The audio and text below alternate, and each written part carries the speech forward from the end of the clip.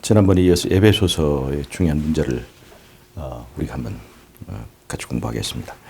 에베소 1장에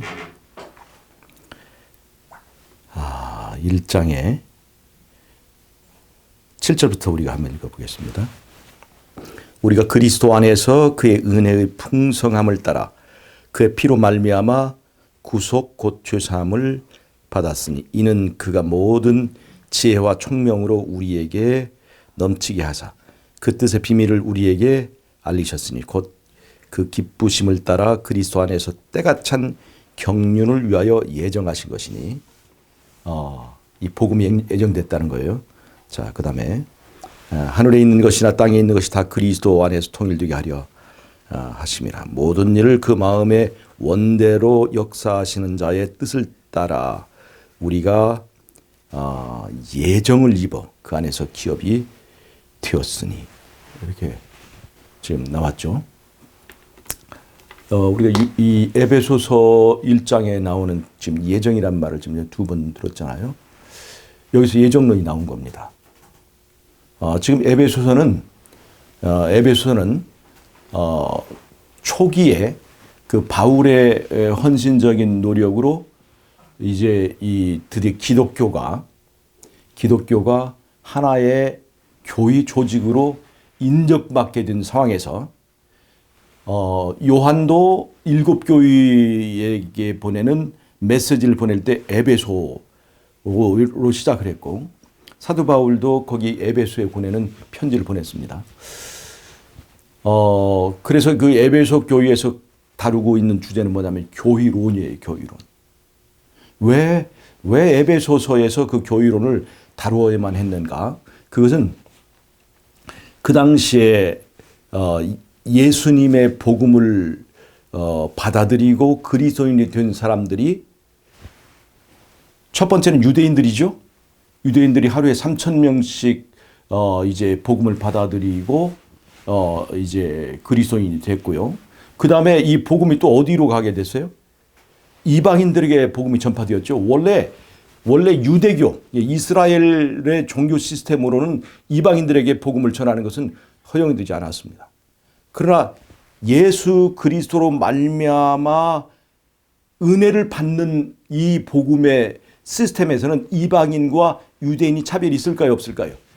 유대인도 이방인도 스스로 힘으로 구원받을 사람은 아무도 없습니다. 유대인도 이방인도 예수를 통해서 구원받지 못할 사람은 하나도 없습니다. 그래서 이제 유대인도 복음을 받고 이방인도 복음을 받게 되었는데, 그러나 교회가 이제 이 질서가 있어야 될 거 아니에요. 정리가 돼야 되는데, 그 당시에 유대인들의 관점으로 보면 이방인들은 절대 하나가 될 수 없습니다.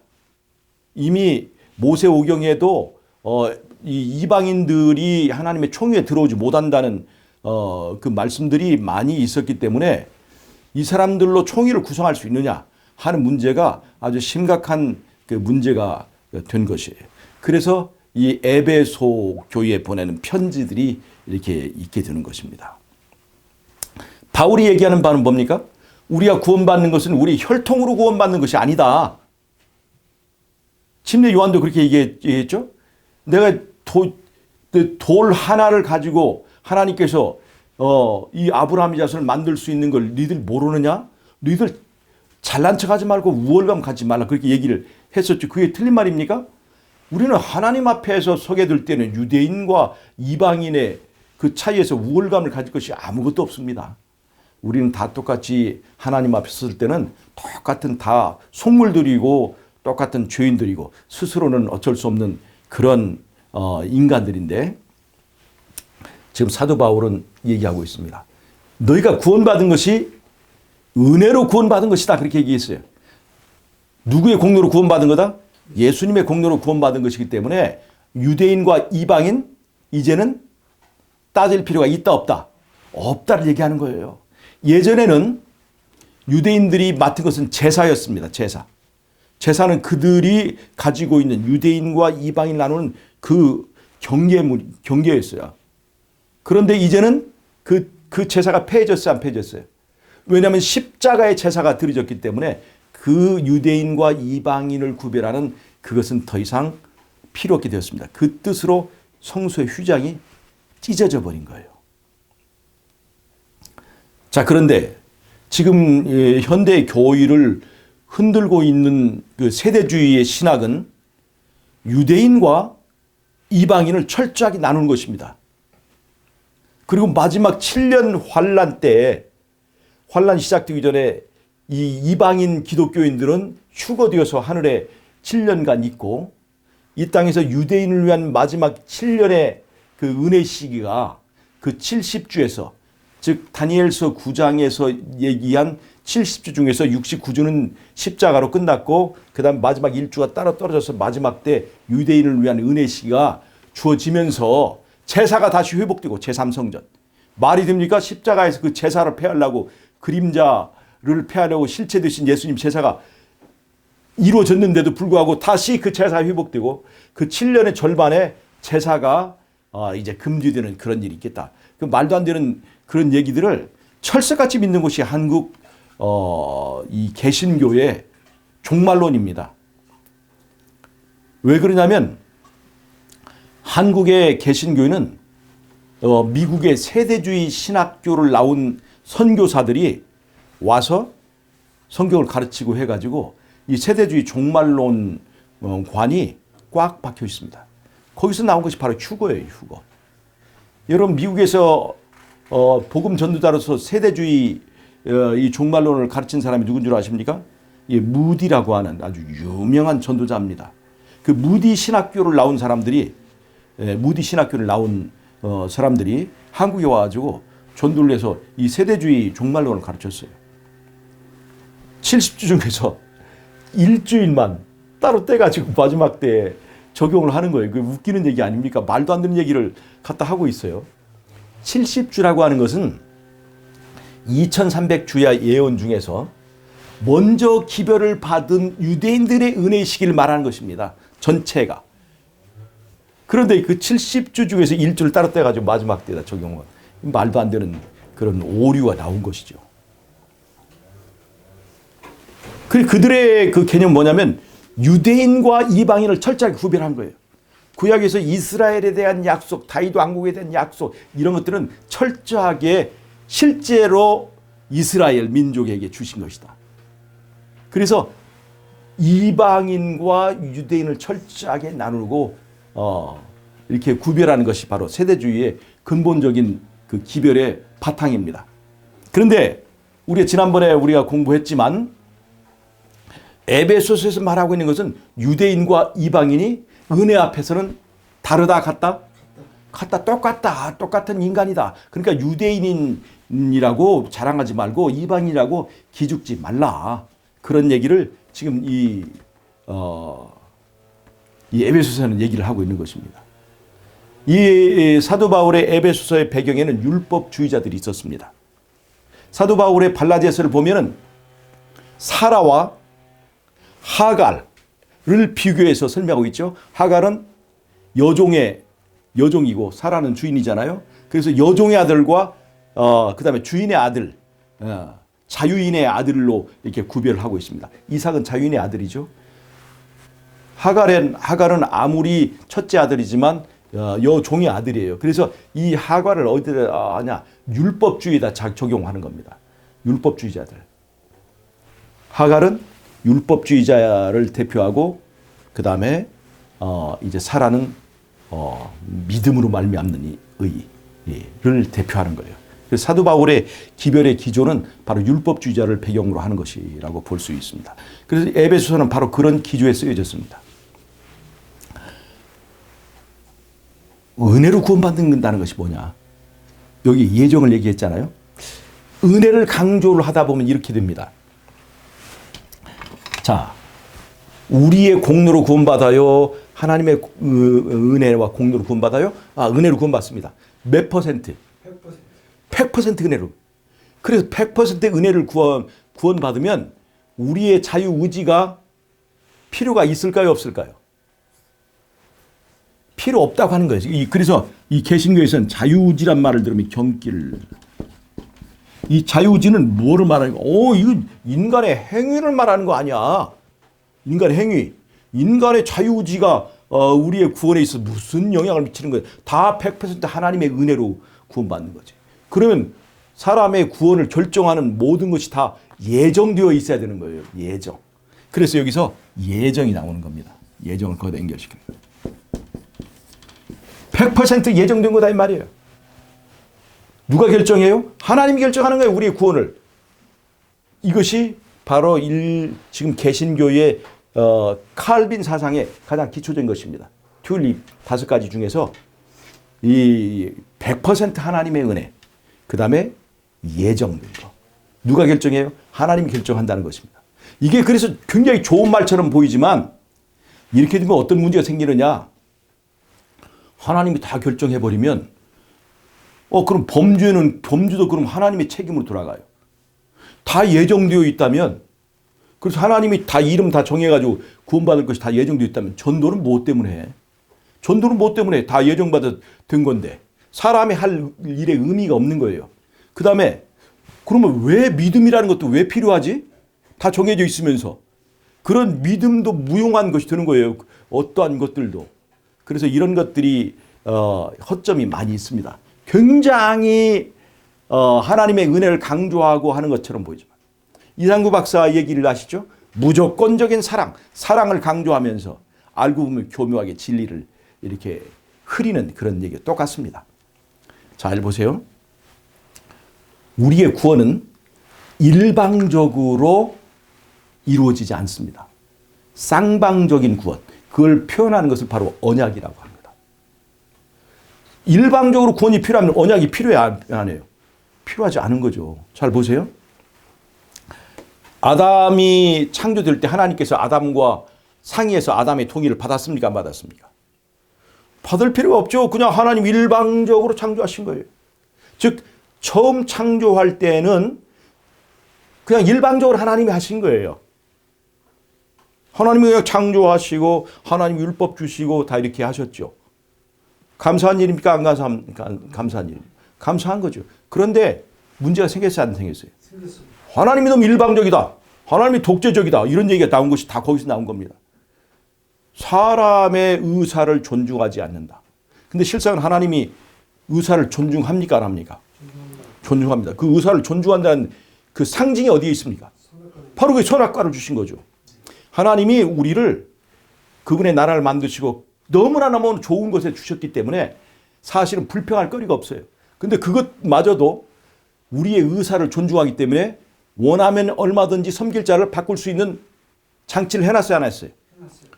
절대로 강제하지 않고 원하면 하나님을 떠날 수 있는 장치를 해주셨는데 그 자유의지를 상징하는 것이 바로 선악과입니다. 하나님께서 우리에게 기회를 주셔서 떠날 기회를 주셨지만 하나님은 우리에게 떠날 자유를 주셨지만 우리는 그럼에도 불구하고 주님을 떠나지 않겠습니다. 했어야 되는데 그 자유를 활용해서 인간이 하나님을 떠났습니다. 그것이 바로 범죄예요. 범죄와 관련된 것이 자유의지입니다. 그런데 여러분 구원에 관련된 것이 바로 그 자유의지라고 하는 것을 여러분 아셔야 됩니다. 왜냐? 하나님은 우리의 구원을 강제할 수 있을까요? 없을까요? 없습니다. 하나님은 하나님이 우리를 하나님의 의사에만 맡겨놓으면 모든 사람을 다 구원을 하시고 싶을까요? 안 하고 싶을까요? 모든 사람 다 구원하고 싶으시죠. 근데 모든 사람 다 구원하고 싶으면 그 사람 중에서 어떤 사람이 나는 그냥 내 멋대로 사는 것이 좋았는데 나 중심적으로 사는 것이 좋았는데 담배 피고 술 마시고 여기서 세상 쾌락을 추구하며 사는 것이 좋았는데 왜 나를 구원해서 이 따분한 하늘에서 하나님만 바라보고 살게 하십니까? 하는 사람이 있을까요? 없을까요? 있어요. 그래서 하나님과 사는 것이 정말로 좋고 우리 하나님의 통치가 고마운 사람들만 하늘에 살게 하기 위하여 걸림장치를 주셨습니다. 그래서 우리에게 자유의지를 회복시켜 주셨습니다. 무엇으로요? 십자가의 피로 우리에게 다시 한번 선택할 수 있는 기회를 주셨습니다. 자, 우리에게 왜 믿음이 필요합니까? 구원하는 일에? 불신 때문에 하나님을 떠나게 됐으니까 다시 하나님께로 돌아오려면 뭐가 필요해야 돼요? 그 믿음이, 불신이 깨지고 믿음이 회복되어야 되는 것입니다. 그래서 우리 구원에는 믿음이 필요한 거예요. 우리 구원은 뭐냐면 에덴으로 돌아가는 것이에요. 돌아가는 것. 자, 그 돌아가는 것인데 억지로 돌아가면 됩니까? 자발적으로 돌아가야 됩니까? 자발적으로 돌아가야 돼요. 자발적으로 돌아가려면 반드시 거기에 뭐가 있어야 돼요? 자유의지가 반드시 있어야 되는 거예요. 자, 여기 차이가 있죠. 쌍방적으로 구원이 이루어지느냐, 일방적으로 구원이 이루어지느냐 확실하게 가려지는 겁니다. 그러면 우리 재림교회는 쌍방적 이 역할을 우리에게 해주는 거예요. 자, 우리에게 쌍방적 역할, 우리가 하나님의 구원을 받아들일 자유가 있어요, 없어요? 있습니다. 거절할 자유 있어요, 없어요? 있습니다. 이 자유가 있는데도 불구하고 우리가 예수님을 받아들일 때 이것이 자발적인 이제 구원이 되는 거예요. 네. 만약에 자유의지가 없으면요, 자발적인 구원이 안 되는 거예요. 다시 또 대쟁투는 시작되는 겁니다. 여러분, 십자가의 피를 주고 우리에게 기회를, 다시 한번 기회를 준 것이 바로 자유의지를 우리에게 허락해 주었다는 것입니다. 다시 한번 섬길 자를 선택할 수 있는 기회를 주신 거예요. 그래서 십자가에서 모든 사람을 위해서 값을 치렀습니다. 자, 그래서 예수를 받아들인 사람은 예수의 공로가 적용이 되게 돼 있습니다. 근데 예수를 받아들이고 안 받아들이고를 누가 결정하게 했어요? 내가 결정하게 돼 있습니다. 그럼 내가 예수님을 결정할 수 있는 자유의지를 행사했으니까 그걸 내 공로라고 할 수 있습니까? 그걸 공로라고 할 수는 없어요. 우리는 100% 죽을 수밖에 없는 것을 다시 한번 기회를 주신 건 그저 감사할 뿐이지. 은혜지. 그게 은혜지. 그게 은혜지. 우리에게 다시 한번 선택할 수 있는 기회가 없고 이제는 영원히 죽을 수밖에 없는 우리에게 다시 한번 선택할 수 있는 자유를 주시고 자유의지를 주신 것이, 이것이 바로 은혜라는 겁니다. 이것이. 그래서 우리는 우리에게 선택권을 주신 그 자유의지를 가지고 하나님의 은혜를 우리가 활용하게 되는 것입니다. 이것이 바로 은혜로 구원받는 방법이에요. 그러니까 여기 차이가 느껴지시죠?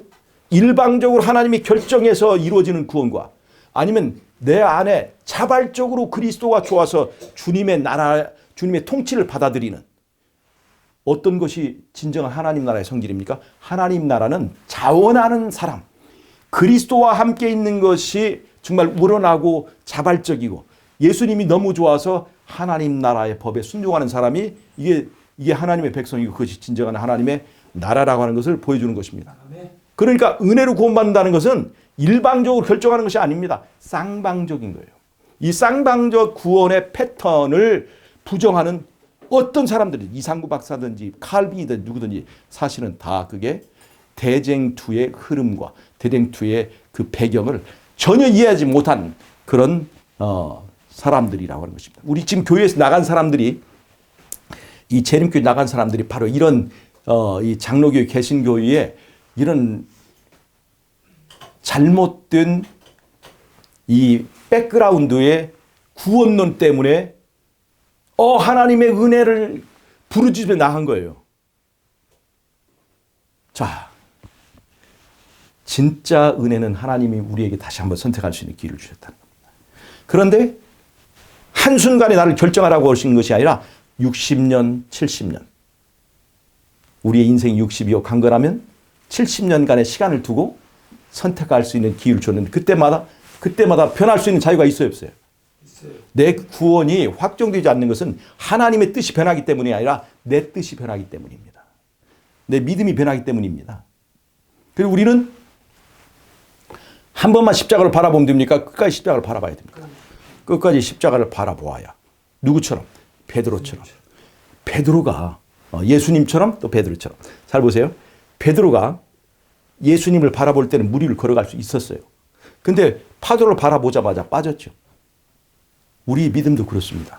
십자가를 바라보는 일에서 세상의 딴 것으로 재미에 눈을 돌리는 순간 우리의 믿음은 무너지고 바닷물 속에 빠지게 됩니다. 그래서 우리가 사는 동안 60, 70년 동안 십자가를 바라보는 일에서 실패하면 안 됩니다. 내가 섰다고 자랑할 만한 사람은 아무도 없어요.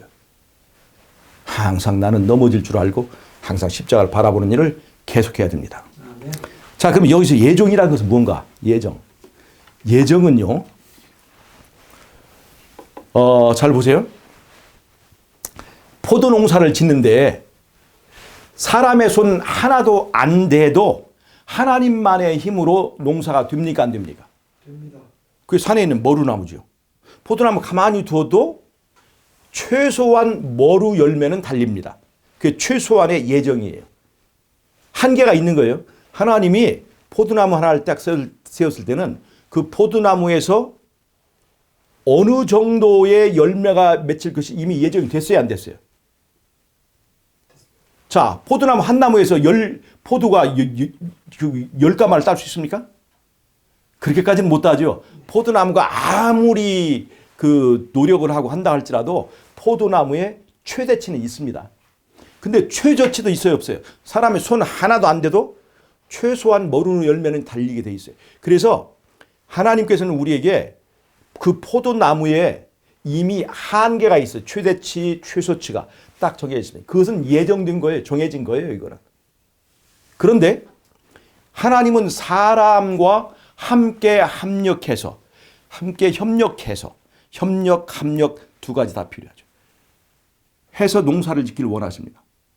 그래서 농사를 때 하나님이 번개치고 비 오게 하고 그다음에 포도나무라고 하는 포도 열매 맺는 공장을 하나님이 운영하십니다. 뿌리에서 양분을 빨아들이고 그다음에 빛을 통해서 탄소 동화작용을 하고 잎사귀를 통해서 그런 여러 가지 작용, 이게 굉장한 화학작용이죠. 엄청난 공장이에요, 알고 보면.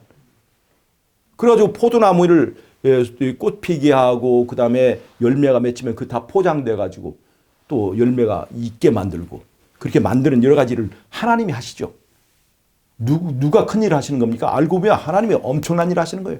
하나님은 또 그것만 나무만 키우는 게 아니라 또 나비나 벌들을 불러가지고 또 일하게 하시고 그 사람이 전혀 손대지 않아도 할 수 있는 하는 하나님의 일입니다. 근데 사람이 하나님의 일에 협력할 수 있는 여지를 주셨습니다. 땅을 파고 거름을 주게 하셨고 포도 껍데기를 벗길 수 있는 일을 하게 하셨고 또 포도 가지를 잘라서 포도가 어떻게 하면 가장 좋은 열매를 맺을 수 있는가를 연구해가지고 가지를 자르고 순을 자르고 그다음에 농약도 주고 비료도 주고 물도 주고 할 수 있는 그런 일을 사람이 협력할 수 있는 기회를 주셨습니다. 사람이 협력하느냐 안 하느냐 함께 하나님과 지혜를 가지고 하나님께서 주신 지혜를 가지고 하나님께 주신 힘을 가지고 하나님과 협력해서 농사를 짓는 여부에 따라서 가을에 1등품 포도와 하등품 포도가 차이가 날 수 있습니까? 없습니까? 사람이 하나도 노력하지 않으면 상품 가치가 없는 머루가 나옵니다. 그러나 사람이 협력하게 되면 이 가락동 시장에서 1등품으로 이렇게 받아지는 아주 극상품 포도가 나오게 돼 있죠. 이렇게 차이가 있어요. 즉 하나님과 사람이 함께 협력해서 일을 할 수 있게 되는 거예요. 그럼 이 속에 예정이 있습니까? 없습니까? 최대치, 최하치 예정이 있어요? 없어요? 이미 정해진 거예요. 그것은. 그 한계가 있습니다. 그 한계 내에서 사람의 역할이 있어요? 없어요? 있어요. 이미 하나님께서 인간이 범죄할 때 우리의 운명은 이미 다 정해졌습니다. 자, 예수님이 십자가에 죽으신다 하더라도 다 구원받지 못하는 걸 알았을까요? 못 알았을까요? 그 중에 극소수를 건질 수 있다는 걸 알았어요. 근데 그 극소수 중에서 최대치와 최소치는 이미 정해진 겁니다. 예정된 거예요. 그러나 최대치와 최소치 사이에서 사람이 할 여지가 있습니까? 없습니까? 바로 그것이 바로 우리 인간이 하나님과 협력해서 복음을 전하고 사람들을 구할 때 하마터면 죽을 뻔한 사람들이 사람의 협력에 의해서 구원받을 수 있을까요? 없을까요? 구원받게 일 수가 있는 거예요. 그래서 전도하라고 하시는 겁니다. 내가 어떤 역할을 하냐에 따라서 내 가족이 그냥 하마터면 구원받을 뻔한 사람이 그냥 죽을 수도 있고 하마터면 멸망받을 사람이 구원받는 경우도 있어요. 그래서 그런 역할을 한 사람들에게 하늘에서 상급이 주어지는 거예요. 어떤 사람이 모든 사람이 다 구원받을지 안 받을지가 다 이미 정해진 것이 예정이라고 한다면 전도도 필요 없는 거고 믿음도 필요 없는 거예요. 하나님은 그런 일방적으로 그런 일을 하지 않으십니다. 사람과 합력할 수 있기를 원하시는 거예요. 우리에게 그런 기회를 주신 것입니다. 그래서 예정론에 대해서 여러분 오해하지 말으셔야 됩니다. 하나님은 어떤 무리가 예정된 걸 알았습니다. 그러나 그 한계의 그 최대치와 최소치가 이미 정해져 있어요. 예정된 겁니다. 어떤 무리를 예정하셨어요.